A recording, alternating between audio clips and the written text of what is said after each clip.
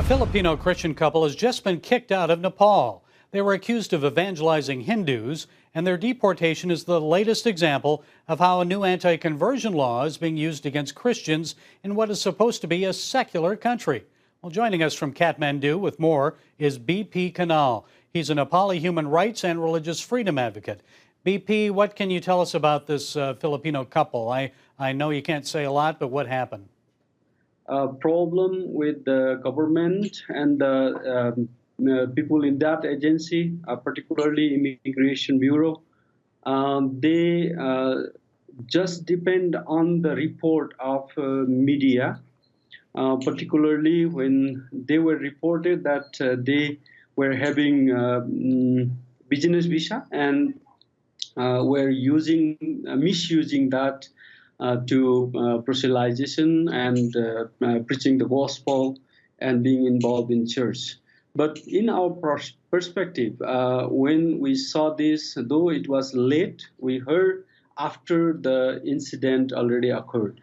So we tried to dig out the problem, what was the fact, and then what we found out is that they were more biased because in the ground of human right and particularly freedom of religion or belief, we should know that they must have the right to practice their own faith. Nepal is supposed to be a secular country now. I know years ago it was a Hindu kingdom, and Christians are very concerned about this new anti-conversion law that went into effect. Tell us about that law. Why such a law in a secular society? Indeed, we are still in transition phase, politically speaking.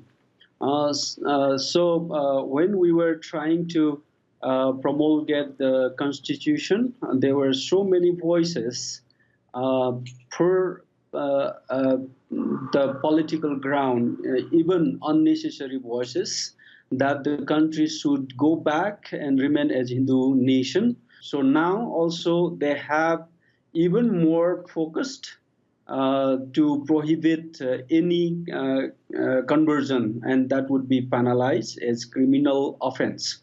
So this is the development.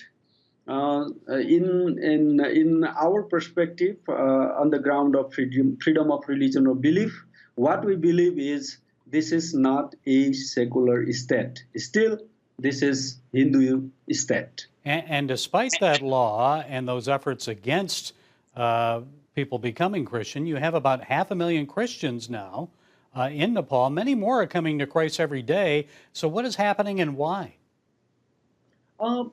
Particularly when we talk about conversion ratio, it is not only the Christians are increasing. There are Muslims, even there are other ethnical animism, what you call this, the traditional kind of religious sects are here. They are also increasing. So it is not just the church increasing. There are Muslims, particularly the Nepalis who are working in Gulf countries. There are many converts to Muslim also. But somehow I think the government and the officers are more targeting Christians now. In that ground, they are trying to harass any Christians to penalize that they are involved in conversion business. Many of our viewers are Christian. So what should they do about this? And how can they pray for Nepal and the new believers there? For us, the work of God, the mission, when we say it, is not our effort. This is God working through many ways, many miracles and healings, and so many wonderful things are being happened here since several years, several decades indeed.